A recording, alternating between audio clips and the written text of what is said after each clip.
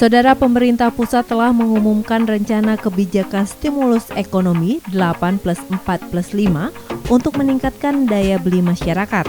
Stimulus ini terdiri dari 8 program akselerasi program 2025, 4 program dilanjutkan di program 2026, dan 5 program penyerapan tenaga kerja.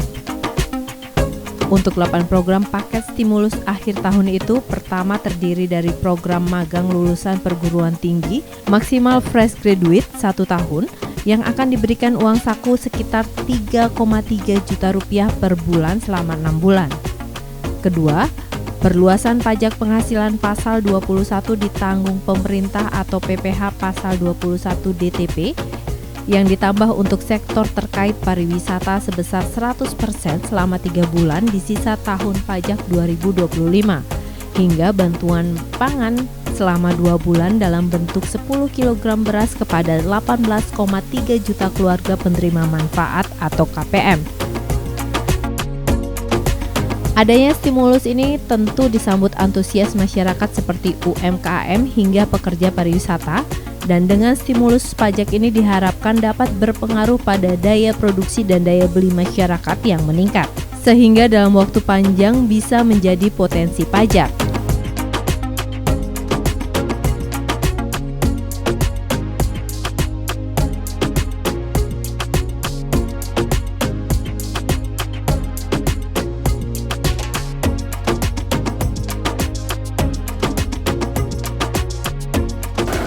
Apa kabar saudara?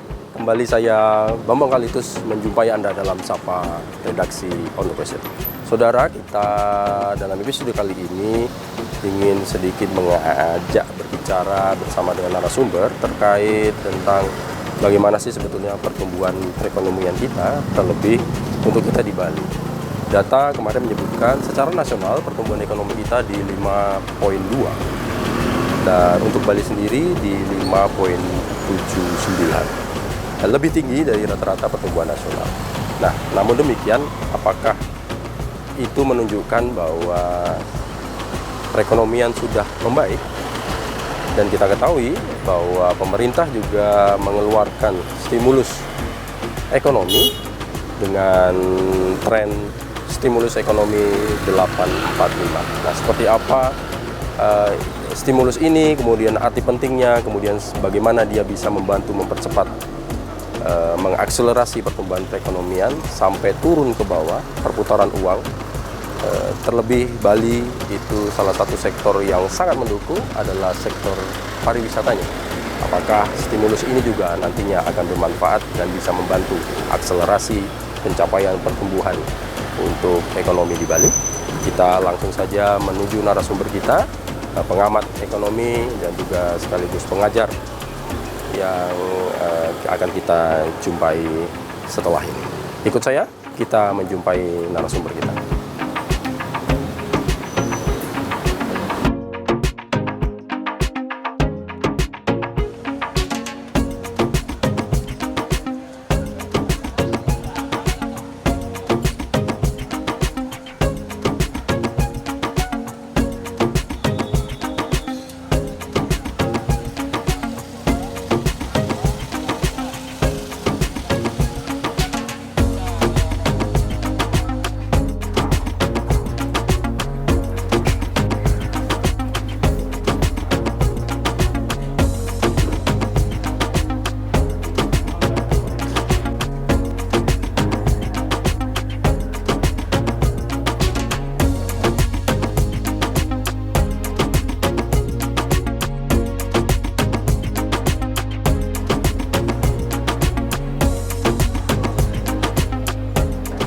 Om Swastiastu, Prof. Swastiastu, Pak Umar. Apa kabar, Prof? Baik, sehat. Silakan.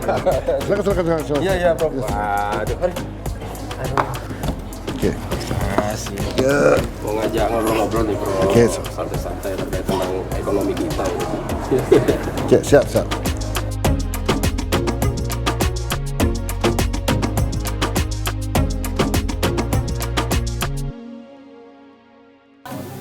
waduh. Om Swastiastu, Prof. Swastiastu. Luar biasa ini. Sehat selalu ya, Prof? Selalu sehat. Aduh. Matur suksma loh, Prof ya, di tengah-tengah kesibukan. Jadi memang kita mau ngajak ngobrol-ngobrol lah, Prof. Ya. Tadi saya sebelum kesini saya sudah berjalan di tempat sentra-sentra ekonomi kita lah ya, UMKM juga main di sana. Ya, mengapa? Karena memang saat ini kita ingin membicarakan terkait dengan stimulus ekonomi yang digaung-gaungkan oleh pemerintah nih, Prof ya. Sebetulnya mengapa, kemudian apa tujuannya, terus akhirnya yang paling penting adalah implementasi ya. Turun tidak sampai ke Bali kan gitu. Jadi mohon izin nih Prof, kita ngobrol-ngobrol ini untuk Prof, kalau secara umum dulu kita bicara perekonomian, kan ada yang dibilang perekonomian kita itu sedang tidak baik-baik saja, perekonomian dunia juga begitu juga berimbas kemana-mana. Sebetulnya kalau potret kita bicara secara umum dulu, sebetulnya apa yang terjadi sih Prof? Seperti apa sih sebetulnya kondisi kita ini? Gimana Prof? Kita bicara ekonomi, banyak faktor memang yang mempengaruhi. Tapi dari gejala yang ada, ketika bulan Agustus itu memang mengalami sedikit pelemahan, agak melambat gitu. Melambat karena berbagai faktor global, faktor eksternal dan faktor internal, itu dari dalam negeri. Ketika beberapa kebijakan dalam tanda petik itu berkaitan dengan politik, sehingga narasi-narasi yang disampaikan oleh para pejabat menyebabkan orang wait-and-see, terutama bagi para pengusaha. Ketika hal seperti itu berpengaruh terhadap ekonomi, tentu ada perlambatan dan perkira akan melambat. Makanya keluarlah stimulus ekonomi paket 15 September 2025. Ini Indonesia atau juga kalau kita bicara secara makro ya, Prof ya, makro ekonomi. Geopolitik belum lagi katanya ada isu sana. Kayak apa sebetulnya? Begini, pengaruhnya gimana? Kalau yang paket stimulus itu lebih banyak internal, meskipun ada faktor eksternalnya, tapi lebih banyak internal dari dalam negeri Indonesia. Ketika dari pelemahan, untuk menjaga momentum itulah dikeluarkan paket ini, untuk meningkatkan daya beli, bagian penyerapan tenaga kerja, pembantuan terhadap pertanian dan sebagainya, sehingga bisa mengakibatkan ekonomi berjalan, itu harapannya. Iya. Kalau pelemahan itu ya, Bro, pelemahan akhirnya ekonomi Indonesia itu ada pelemahan itu memang karena internal pelemahan hanya di Indonesia saja atau memang ada faktor-faktor di luar? Misalnya kan banyak yang membicarakan juga nih, kita tahu perang jalan terus kemarin, Rusia, Ukraina, Israel segala macam lagi tambah. Kemudian kemarin kita dengar juga akhirnya ada perang dagang Cina dan itu salah satu untuk makro pasti. Itu berpengaruh. Jelas berpengaruh. Secara makro begini, kita bicara ada makro ada mikro kan. Kalau makro itu satu berkaitan dengan seluruhnya lah, artinya pertumbuhan ekonomi, penyerapan tenaga kerja, dan yang terjadi di Indonesia ini dua-duanya makro, pengaruh makro dan mikro, eksternal dan internal. Kenapa? Karena kita masih tergantung dengan produk-produk luar, terutama konsumsi dalam negeri untuk terigu, untuk itu kita impor dari Amerika, atau kedelai dan lain sebagainya. Nah, untuk internal dalam arti di dalam negeri itu karena pengaruh itu yang tadi saya katakan, ada faktor politik sehingga menyebabkan orang itu menunggu ada apa, nah, itu misalkan, sehingga wait and see dari para pelaku ekonomi. Bagaimana narasi para pejabat yang sering salah, sehingga diartikan dalam stabil politik ini. Itu belum pernah terjadi, Bro. Kalau ada statement misalnya membuat goncang. Pasti akan terjadi, karena itu adalah kalau dalam ekonomi itu ada namanya fundamental ekonomi, ada namanya selain fundamental technical, itu termasuk technical yang menyebabkan orang itu wait and see, itu menunggu akan berkonsumsi. Kalau orang menunggu konsumsi, berarti dia tidak akan berbelanja. Kalau dia tidak berbelanja, maka ekonomi akan melambat. Untuk menumbuhkan daya beli itu, maka stimulus itu dilakukan. Makanya pemerintah mengeluarkan paket stimulus yang disebut dengan 845. 845. Nanti kita akan ngupas sedikit-sedikit tuh, Prof ya. Satu-satu ya. Tapi balik lagi, jadi kalau data dari BPS atau informasi yang disampaikan oleh pemerintah bahwa pertumbuhan Indonesia itu kemarin di angka 5,2 ya, kurang lebih segitu ya, Prof. Itu pada target dia kalau tidak salah, kalau presiden sih sebetulnya sampai 8, tapi pemerhati ekonomi mungkin 6-7 aja berat gitu kan. Wah, begini. Tapi 5 bagaimana? 8% itu tidak sekarang. Saya baca sudah itu semuanya. 8% itu di 2030. Nah, sekarang 5,2. Tapi saya juga sangat pesimis dengan itu. Karena Indonesia belum pernah 8% sekali, udah baru cuma sekali aja. Karena untuk menumbuhkan 8% itu banyak sekali faktor yang berpengaruh. Bahkan mempengaruhi. Investasi harus tinggi, daya serap tenaga kerja harus tinggi, ekspor harus tinggi. Apakah itu bisa? Karena iklim investasi ini masih sangat terseok-seok, itu yang juga menjadi problem. Undang-undang Cipta Kerja itu malah jadi problem sekarang ini. Dan banyak tempat, bukan hanya di Bali saja, di banyak tempat. Dan juga tentang pelayanan birokrasi kita yang masih sangat jauh, sehingga banyak investasi di Vietnam. Lalu bagaimana kita akan bisa menumbuhkan menjadi 8%? Itu problemnya. Syukur-syukur 6% sudah syukur sekali. Itu. Sekarang 5,2 pun ya boleh dikatakan sangat-sangat lambat. Baik, jadi ini oleh karena perlambatan ini akhirnya memang pemerintah menyadari itu, di samping kan politik main ya Prof ya. Ini memang pergantian kabinet kemarin, menteri gitu ya. Berpengaruh Prof? Iya, pengaruh. Lagi nih, ya awal pergantian Menteri Keuangan misalnya. Kan beliau belum banyak dikenal. Tapi begitu dengan teman-teman yang agak sedikit nakal, gaya-gaya cowboy, itu ternyata menimbulkan optimisme. Ternyata sekarang harga saham naik sekarang. Beliau menginginkan agar ekonomi itu mungkin salah satunya kebijakan menempatkan dana 200T. Secara makroekonomi, uang akan beredar, akan menyebabkan lapangan kerja lebih banyak, investasi lebih banyak, penyerapan pengangguran berkurang. Kan itu secara teori.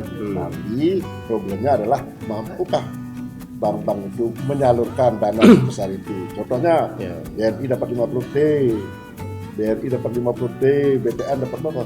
Dapat 30T, dan Bank Syariah Indonesia 30T. Mampukah mereka menyalurkan itu? Problem yang utama di Indonesia. Kalau ekonomi masih dianggap dalam tanda petik masih tidak duduk baik-baik amat, sulit juga menyalurkan. Jadi memang apa ya, tidak semudah teori itu ya Prof ya. Teori di atas kertas tidak semudah. Nah lalu akhirnya pemerintah mengeluarkan stimulus yang kita kenal 845. Itu kita kocek deh Prof ya. Apakah kebijakan-kebijakan yang dikeluarkan itu akhirnya memang tepat Prof? Apakah tepat untuk sekarang atau memang untuk jangka panjang atau gimana cara berpikirnya agar masyarakat tepat atau tidak tepat itu tentu belakangan kita tahu ketika sudah terjadi. Kan ini baru stimulus ini bulan ini, lalu penerapannya bulan ini untuk yang 8 paket itu. Misalkan itu kan ini untuk percepatan ini, agar terserap uang itu agar ada beredar di masyarakat kan itu. Meskipun tidak banyak amat lah, 16,23 triliun berapa sih? Sedikit tuh tapi bagi kelas bawah oke. Misalkan untuk magang, penyerapan untuk mahasiswa magang, mereka akan mampu untuk berlatih. Lalu berikutnya padat karya bagi pariwisata, sektor pariwisata, UMKM itu mungkin bagus. Terus berikutnya adalah beberapa program untuk padat karya itu penyerapan tenaga kerja. Yang 4 paket berikutnya adalah lanjutannya untuk tetap menerapkan pajak 0,5% bagi pelaku UMKM. Memang itu kalau itu implementasinya bagus dijalankan, secara teori akan bisa menyebabkan menggeliatnya ekonomi sehingga pertumbuhan ekonomi menjadi menggeliat. Itu secara teori. Sekarang keadaan lapangan bisakah? Untuk mengukur efektif dan efisien dulu harus terjadi dulu. Kalau dari 8 ini yang kalau yang bisa kita lihat sekarang nggak Prof? Mana yang sudah bisa jalan Prof dari pengamatan? Ada beberapa yang sudah saya lihat, saya baca di media itu untuk padat karyanya. Padat karyanya. Kan di Bali banyak sekali perusahaan-perusahaan pertenunan, misalkan mempekerjakan lebih dari 30-40 karyawan. Atau juga mungkin ada beberapa di sektor pariwisata yang mempekerjakan lebih banyak, karena padat karya itu berarti dia lebih banyak tenaga kerjanya. Problemnya kita bersaingnya, misalnya contoh tentang pertenunan misalnya. Kan banyak sekali yang imitasi itu, itu mematikan UMKM di Bali. Nah itu yang problem di luar itu. Tapi program untuk padat karya sudah diimplementasikan. Salah saya baca di media itu Bank Pembangunan Daerah Bali sudah meluncurkan ini. Jadi konsepnya itu kredit lunak gitu Pak? Ya, kredit lunak di bawah 6%. Kalau salah maksimal 6%. Maksimal 6%. Jadi ini boleh dikatakan sudah mulai menetes lah. Iya. Kan sampai sasaran maksud saya. Nah itu belum belum saya tahu sampai sejauh itu, tapi pelita untuk mengevaluasi dan menilai itu kan harus sudah terjadi. Pelita 2 bulan. Kan ini belum sebulan kan. Paketnya kan 15 September. kita lihat nanti di akhir periode atau di akhir tahun ini, apakah pertumbuhan ekonomi bisa naik? Di Bali kan 5,59 sampai 79, lebih dari nasional. Bisa nggak Bali ini menjadi 6, paling tidak 6%, bahkan 6%. Itu jadi bakal berhasil. Itu aja sebenarnya. Iya. Jadi memang ya kita sih memang harus melihat dan bukan mengawal sih sebetulnya ya, karena memang ikut memastikan lah kalau enggak ya Prof ya. Kalaupun kita memberikan pandangan-pandangan, sains-sains bahwa barrier ini belum netes, ini belum ini, takutnya kan begitu ya. Ya itu memang harus diawasi terus. Tentu harus ada monitoring kan. Pengambil kebijakan pasti punya mekanisme untuk memonitor itu. Mungkin tiap bulan ada evaluasi. Mana yang belum, mana yang tidak kan itu. Dan 8 program paket percepatan itu pasti juga dilihat. Misalnya contoh tentang magang mahasiswa, kan baru mahasiswa kan baru akan kuliah di September ini kan belum bisa. Berarti memang tahun ini mungkin pertengahan Oktober akan lulus. Tentu harus kerjasama dengan perguruan tinggi kan. Nah, apakah sudah terjadi? Saya lihat belum gitu. Tapi kan selain magang mahasiswa kan kalau tidak salah juga ada untuk fresh graduate nih Prof, betul ya? Iya, itu udah magang untuk yang magang pertama ya. Berarti untuk yang sudah tamat. Yang pertama, kan belum ada untuk wisuda kan masih ada memerlukan waktu dan lain sebagainya. Karena baru sebulan, 15 September, bulannya kan 15 Oktober. Mahasiswa baru tamat, ada misalkan seperti Udayana di Bali ini kan 29 September yang lalu. Nah, apakah sudah langsung misalkan? Karena untuk magang itu kan memerlukan juga instansi luar, ada institusi yang lain, ada perusahaan kan. Perusahaannya selama ini hanya menerima magang mahasiswa. Apakah dia siap menerima magang dari para sarjana? Nah, ini yang diberikan insentif diberikan oleh negara nih. Kamu magang dikasih uang, bukan perusahaan ya. Silakan di perusahaan mana itu tadi. Baik. Ya ini sebetulnya ya secara teori oke banget ya Prof ya. Secara teori oke banget ya, karena saya katakan apapun kebijakan itu secara teori di atas kertas ya tergantung di lapangan, dan juga pemahaman para pelaku di lapangan, pengambil keputusan apakah birokrasi maupun yang lainnya mampu tidak membaca maksud dari kebijakan itu.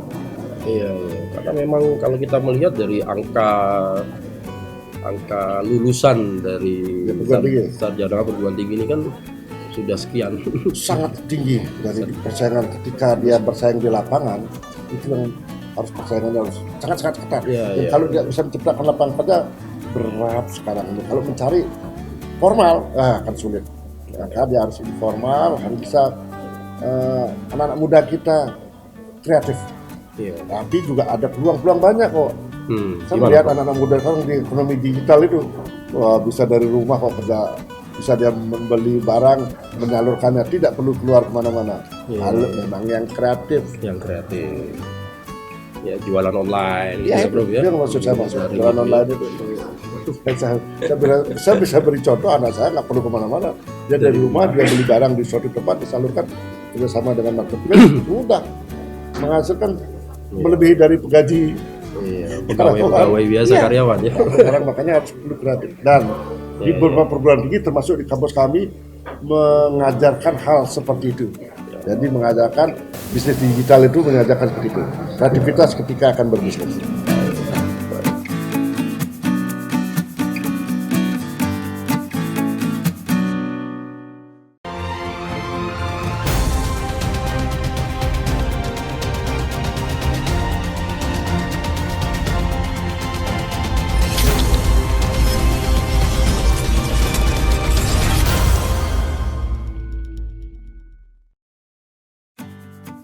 Oke Prof, sekarang kita turun ini, efek atau mungkin dampak apa yang sebetulnya dari stimulus yang dikeluarkan pemerintah itu terhadap Bali.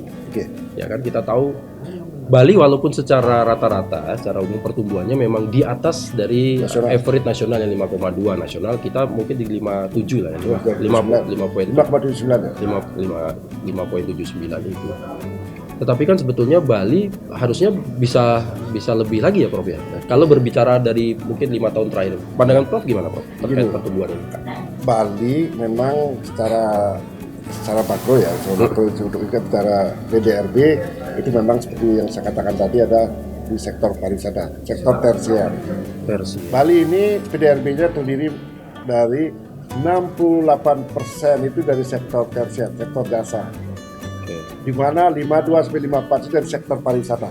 Sisanya jasa yang lain, apakah transportasi, apakah jasa akuntan publik, dokter dan sebagainya. Lalu ada sektor primer, pelayanan dan turunannya, itu 16%. Padahal dulu 70% itu Bali itu di tahun 70-an adalah dari sektor primer. Dan sisanya 15% itu adalah dari sektor pengolahan, sektor sekunder. Nah, itu sangat kecil di Bali.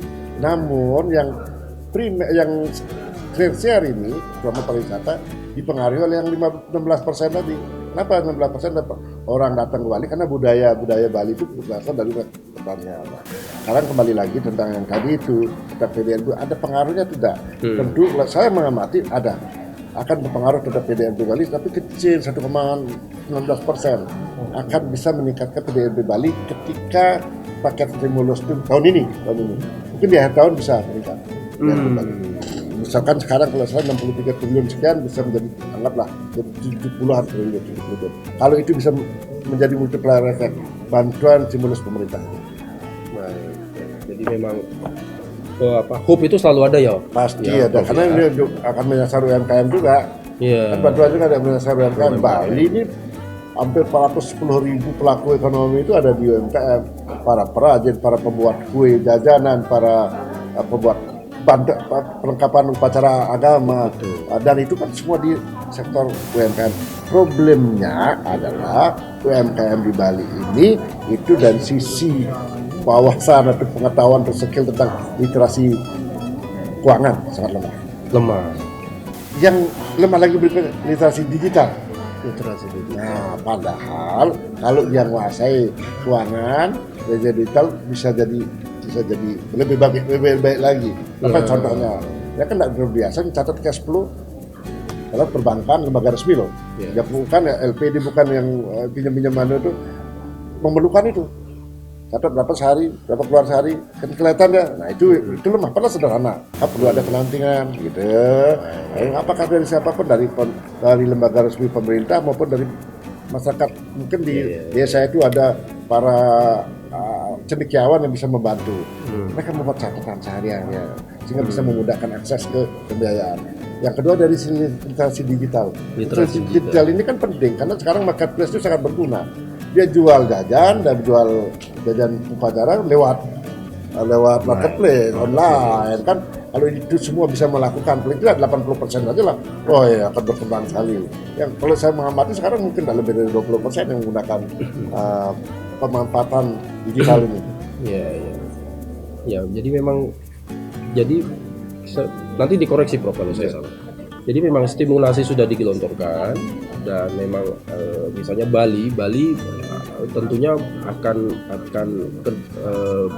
bermanfaat lah ya, untuk mendorong pertumbuhan dia yang lebih kuat lagi, mengakselerasi bahasanya.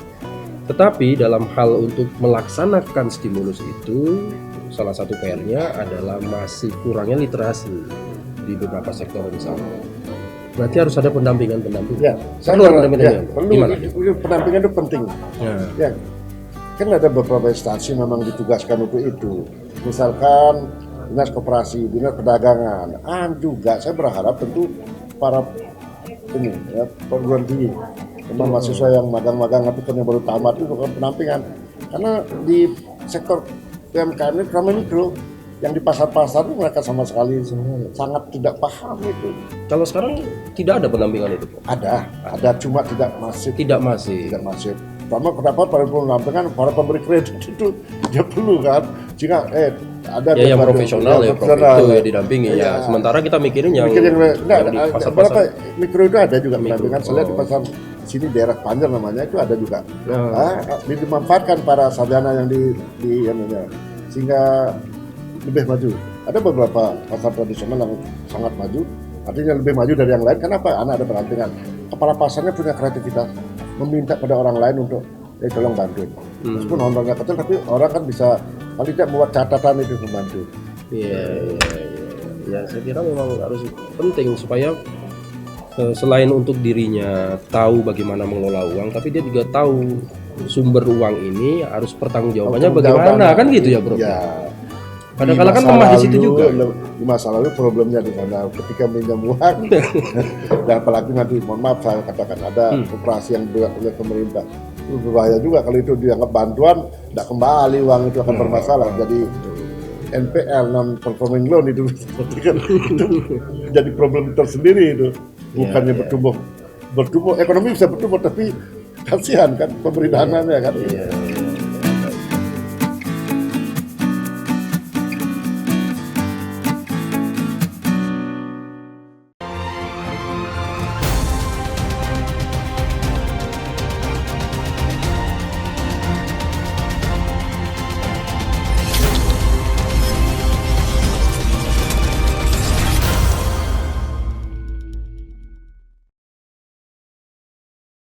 Prof Rake, jadi kita harus bicara tentang Bali nih, Prof ya. Dan kita Asungkara bersyukur sebetulnya sudah ada 5,79 tadi pertumbuhan yang relatif on the track lah ya, Prof ya. Boleh dikatakan on the track meskipun tidak sesuai dengan harapan di atas 6%. Di atas 6% targetnya gitu ya. Tapi kalau melihat dengan kondisi nasional, kondisi di luar juga lumayan. Ya, lumayan. Nah, Prof, kalau kita bicara dengan Bali kan selalu memang tidak pernah lepas dari sektor-sektor yang sangat mempengaruhi perekonomian, perputaran, cash flow itu memang hampir 60% boleh dikatakan itu di sektor ekonomi. Sektor ekonominya di sektor pariwisata. Itu ya, Prof ya. Dengan berbagai macam ini ya gitu ya. Nah, kita akan melihat sebetulnya kalau kita lihat dari stimulus-stimulus tadi UMKM kita sepakat dapat, kemudian itu sangat banyak mendukung gitu. Kemudian nanti kita kupas lah boleh dikatakan terkait dengan UMKM ini. Tapi ada juga tadi ada sektor yang diberi insentif stimulus oleh pemerintah terkait dengan angkutan-angkutan transportasi online ini ya, ojol segala macam itu Prof ya. Kalau Prof melihat dari Bali sendiri seperti apa sih Prof ini yang menjadi pencermatan kita? Kalau mungkin kalau transportasi online itu kalau saya lihat di Bali mungkin tidak seperti di Jakarta maupun Surabaya yang sangat besar. Bali kan cuma kalau 11.000 sampai 12.000 lah gitu. Itu kan mereka diberikan insentif untuk pembayaran asuransi kesehatannya. Asuransi kesehatan. Itu kan tidak berpengaruh terhadap melihatnya ekonomi kan dia masuk ke sektor kepada perusahaan asuransinya. Ya, menggeliatnya di ekonomi bawah kan tidak ya. Cuma dengan dibayarnya asuransi itu, maka pendapatan dari ojol ini menjadi meningkat, dia bisa membelanjakan sehingga daya belinya mengalami peningkatan. Itu saja sebenarnya. Harapannya begitu. Karena untuk membantu untuk masyarakat kecil kan sangat bermanfaat. Uang yang 30.000, 40.000 itu bagi-bagi sektor-sektor seperti itu sangat-sangat dirasakan. Itu juga. Baik, jadi ada sekitar 11 ribuan sampai 12 ribu tadi ya data terakhir yang Prof sampaikan tadi. Baik, nah, kemudian kalau kita berbicara tadi terkait sebetulnya kalau kita melihat perputaran atau ekonomi kan ini ada yang usaha-usaha kecil, menengah sampai usaha besar gitu. Kalau potret untuk Bali sendiri apa yang bisa kritisi? Kalau Bali ya, kalau kita lihat ekonomi Bali itu sektor UMKM itu selama di mikro dan kecil itu sangat banyak. Sampai berapa persen, Prof? Kalau nggak salah catatan sekitar 82% itu ada di sektor itu. Menengah setelah itu besar nggak ada walaupun lebih dari 2% usaha besar di Bali. Nggak ada kita lihat perusahaan besar di Bali yang skala di atas ratusan miliar triliunan kan. Nah, yang paling banyak sektor mikro dan kecil dan menengah. Terutama mikro dan kecil. Di kampung-kampung, di desa-desa para pelaku ekonomi itu mikro itu mereka jualan paling maksimal 500.000 lah sehari, itu pun sudah super sudah. Sama perlengkapan upacara, makanan di desa. Kalau kita lihat di pelosok-pelosok lagi yang kecil lagi, dagang serabi yang cuma jualan 100.000 per hari, itu hidup. Sama ini di mereka itu di mana dari rentenir kok mereka hidup, apalagi nanti kalau itu rentenir dan kalau LPD enggak. Tapi artinya saya melihat observasi ekonomi itu pelaku ekonomi itu dengan meminjam 500.000 ya cicil tiap hari, ada yang 25.000, ada yang 50.000 sekian kali. Itu kalau itu tinggi sekali bunganya, tapi mereka bisa hidup karena dia jualan 100.000 sehari, dia pakai untuk bayar cicilan 25 untuk beli bahan baku kita 25.000, 50.000 per hari dia dapat. Lumayan kan untuk masyarakat kecil. Nah, itu yang bisa menggerakkan ekonomi Bali. Hingga pada saat pandemi sektor pariwisata terpuruk, yang itu masih hidup, masih bisa bertahan. Yang terpuruk kan di kota, yang di desa masih hidup. Mereka tidak terpengaruh oleh pandemi itu.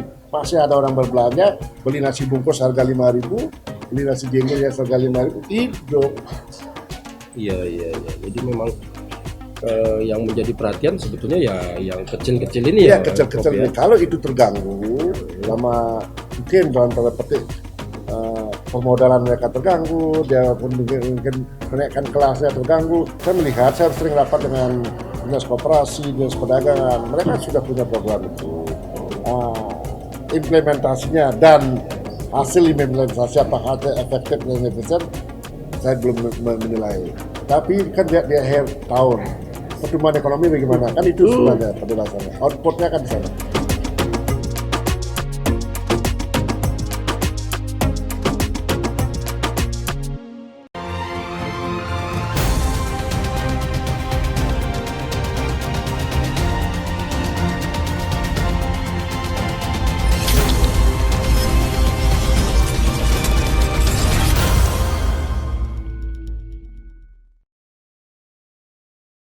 Jadi Prof, kalau tadi memang masyarakat yang memang ekonomi mikro gitu, yang kecil gitu, yang omsetnya mungkin 500.000 gitu, itu memang mereka sebetulnya bergerak jalan gitu Prof ya? Jalan, itu yang jalan. Itu justru itu yang jalan. Bali ini boleh dikatakan itu yang lebih banyak jalan, yang kecil-kecil itu tidak terpengaruh.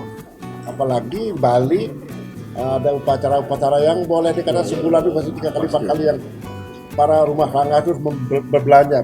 Dagang canang misalnya. Canang itu satu toples itu harganya 20.000, 30.000. Dia memerlukan bunga, memerlukan ceper, memerlukan beberapa di Bantennya itu dipenuhi oleh pelaku-pelaku usaha mikro itu yang hidup. Belum lagi ada jajan-jajanannya, dagang jadi gini namanya. Itu harus ada di upacara. Nah, itu masuk oleh pelaku-pelaku ekonomi mikro. Dan kecil.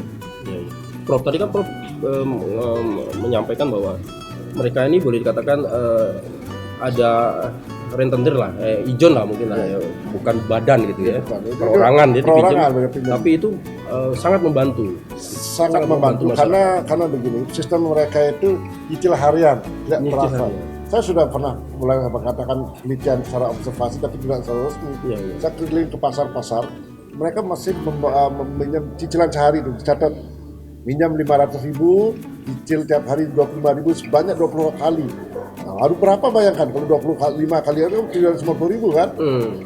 525.000 minjam 500 jadi 625. Kalau lihat dari bunga tinggi sekali itu, tapi mereka tidak terasa karena dia bisa beli bahan baku untuk dagang serabi, dagang jajan. Bisa jualan sehari 100, cicil 25. Beli bahan baku 25-30.000, sisanya ada 40-50.000 sudah masuk ke kantong dan itu dianggap sebagai dia bekerja. Jadi bekerja pun tidak siang, dari pagi, dari jam 5 pagi jam 12 sudah selesai.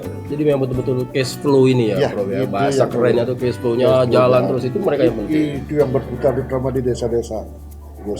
Prof, kemudian kalau bicara dengan koperasi, apakah apakah sudah ada pendampingan untuk itu ataukah memang sebetulnya peran koperasi bagaimana? Koperasi di Bali ini kalau dikatakan hampir semua desa ada koperasi. Ada koperasi dan ada koperasi yang besar lagi. Ada yang kecil memang, ada juga koperasi yang ada di gang-gang itu. Ada itu milik-milik kalau beberapa orang yang bikin koperasi. Ada yang sangat membantu. Meskipun dalam undang-undang tidak boleh membolehkan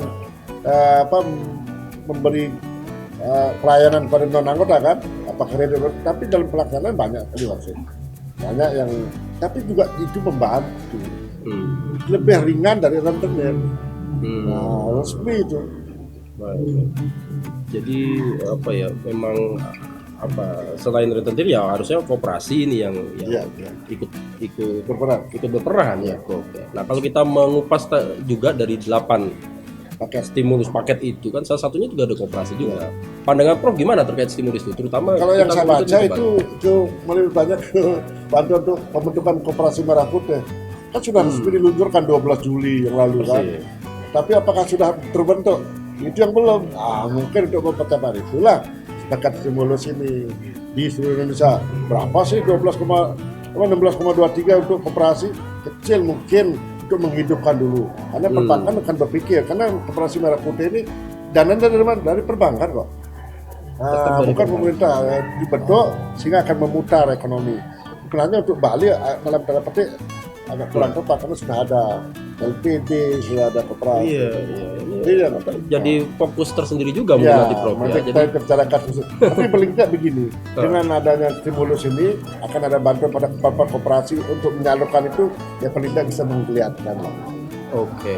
Tapi konsepnya tetap penyaluran kredit, Prof. Iya. Kalau edukasi kepada masyarakat misalnya nanti lah ya, misalnya koperasi merah putih akhirnya apapun bentuknya nanti akan disandingkan dengan LPD atau apa, Prof. Begini. Ada yang banyak tidak Tetap, tahu Mas Prof. masyarakat sebagai pelaku ekonomi, pelaku ekonomi yang akan menggunakan dan memanfaatkan keberadaan koperasi, baik koperasi yang lain untuk konvensional maupun koperasi merah putih, tapi tetap harus bertanggung jawab terhadap pemanfaatnya atas koperasi itu, apakah dalam bentuk kredit, apakah dalam bentuk pinjaman yang lain kan.